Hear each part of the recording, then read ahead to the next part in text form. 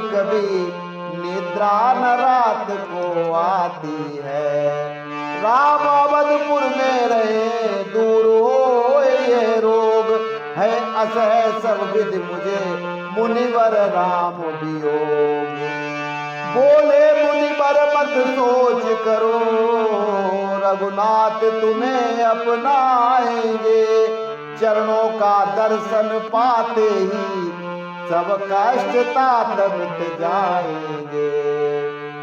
ऐसा विचार करके मन में धीरज ये भरत कुमर धरिए।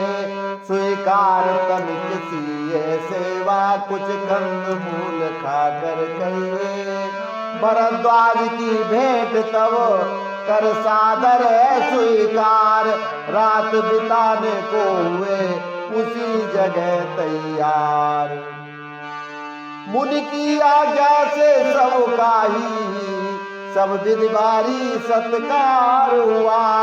जैसे सुखराज भवन में था उससे भी अधिक अपार हुआ। विश्राम रात का कर सबने उठ प्रात काल पयान किया। वन गमन हुआ सुनकर सबको प्रकृति ने उनका मान किया। जितना मगन को सुगम हुआ उतना न राम को हो पाया। यह दृश्य देख करके सुरेश मन ही मन भारी घबराया। कुटिल इंद्र के हृदय में प्रकट हुआ ज्ञान।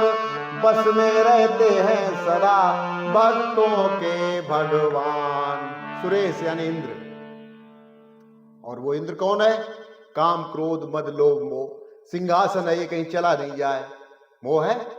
और सिंहासन बैठे हैं तो अभिमान है। तो अब ये जब भक्ति के मार्ग पे जब भरत जी जा रहे हैं तो इनका डगमगाना तो तय है, निश्चित है। ये तो आपको अटकाएंगे। यही यहां पे हुआ। तो इसमें क्या है? अब रास्ता क्या है? वो ज्ञान है। और ज्ञान कहाँ है? ज्ञान और वैराग्य है हृदय में है। तो इसीलिए जो ब्रह्मानंद जी ने कहा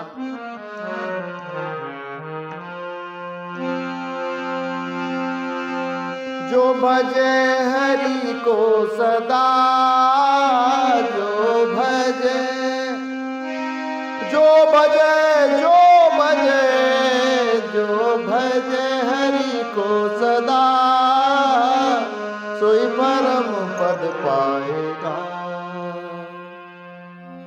सोई परम पद पाएगा। दिल के दर्पण को सफा करे, दूर करे अभिमान को। दिल के दर्पण को सफा करे, दूर करे अभिमान को। खाक हो गुरु के चरण की, खाक हो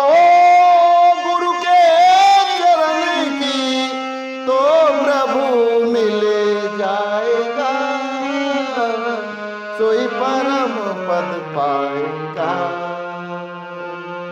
जो भजे हरि को सदा, जो भजे हरि को सदा सोई परम पद पाएगा।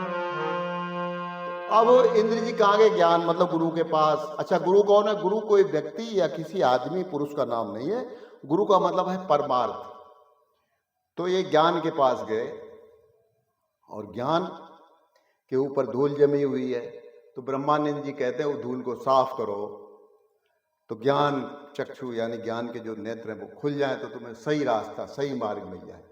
तो जो गुरु है वो किसी व्यक्ति या विशेष का नाम नहीं, गुरु का मतलब परमार्थ। अच्छा, अगर श्रद्धावत अगर किसी की श्रद्धा उमड़ती है आपके प्रति तो आपको भी फिर उसी हिसाब से, उसी मानदंड के हिसाब से फिर आपको निस्वार्थ भाव से उसके मार्ग में या जो आपके पास हो देने लायक वो उसको सहर्ष जो है प्रदान करनी चाहिए। आपके पास विद्या है या जिसमें जिसका हित हो जाए, है कि ये वस्तु है ना, इससे ये हित हो सकता है, तो परमार्थ का नाम है गुरु, पहली बात। और अगर किसी व्यक्ति के ऊपर अगर किसी की श्रद्धा उमड़ती है तो उसको उसके मर्यादा को और इसके साथ साथ भाव जो है बराबर शिष्य के प्रति जो है प्रेम वो उमड़ना चाहिए बराबर निरंतर, तो इसको कहते हैं गुरु। ऐसा नहीं है साहब, हमसे तो क्या, जब ये हमने शुरू किया था आपके YouTube पे मैंने कोई भजन वजन, तो कुछ 2-4 लोग थे विद्यावान, वो समझ गए कि तो मठ साहब है। तो जैसे उन्होंने गुरु लिखा, गुरु जी ये गुरु जी वो, तो मैंने उनसे वो जो मैं लाइन 1-2 उसमें वीडियो मैंने बोला था कि लाइक करो सब्सक्राइब करो, वो मैंने बंद कर दिया कि उसमें स्वार्थ की भावना उत्पन्न हो जाती है कि आप लाइक करो सब्सक्राइब करो, बंद कर दिया। और आज तक जो है मैं जो श्रद्धावान लोग हैं, विद्यावान लोग हैं, मैं उनका बहुत सम्मान करता हूँ। और जैसी भी किसी भी स्थिति में अगर मेरे से जो लायक बन पड़ता है तो मैं कोशिश में लगा रहता हूँ कि उन्हें कुछ नया सिखाने की या नया कुछ बताने की। तो ये है अज्ञान जो काम क्रोध मद लोभ में छुपा हुआ है, वो ज्ञान। और वो कहाँ गया? गुरु के पास। और गुरु कौन है? बृहस्पति जी।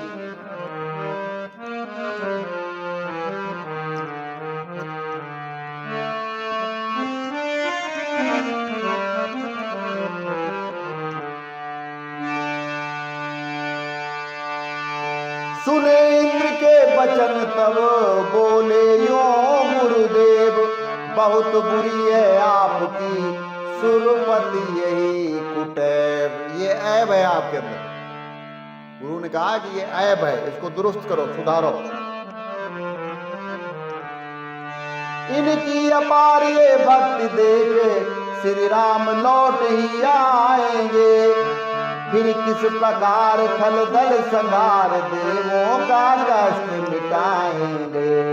गुरुदेव बृहस्पति को जाकर सुरपतियों बिन सुनाते हैं,